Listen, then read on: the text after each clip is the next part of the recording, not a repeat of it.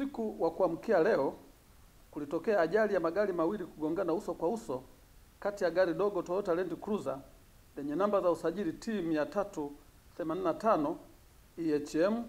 na lori aina ya Scania lenye namba za usajili T 396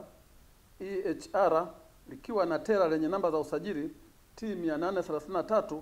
ACD na kusababisha vifo vya watu wawili. Ajali hiyo imetokea tarehe 13 mwezi wa 4 2025 majira ya saa 7:30 za usiku huko Nyatwali Ndabaka, eneo la hifadhi ya Serengeti, wilaya ya Bunda, mkoa wa Mara, katika barabara ya Mwanza Msoma, ambapo gari namba T 385 EHM Toyota Land Cruiser ikitokea Mwanza kwenda Bunda iligongana na lori lenye namba za usajili T 396 EHR Scania likiwa na tela lenye namba za usajili T 833 ACD na kusababisha vifo vya watu wawili ambao ni mhandisi Boniface Gisima Nyamohanga mwenye umri wa miaka 56, Mkuria na mkazi wa Dar es Salaam, ambaye ni mkurugenzi wa TANESCO Tanzania,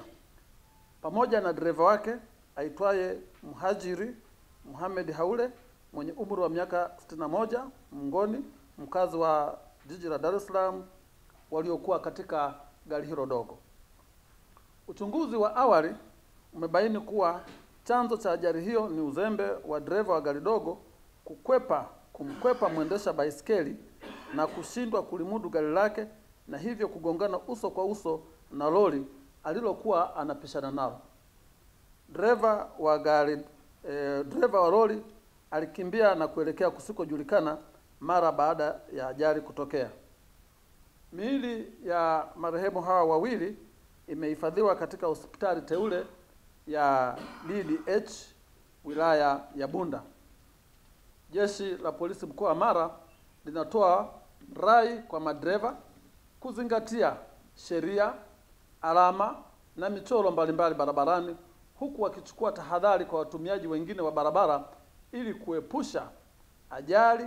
zitokanazo na uzembe na hatimaye kugharimu maisha ya watu na mali. Asanteni kwa kunisikiliza.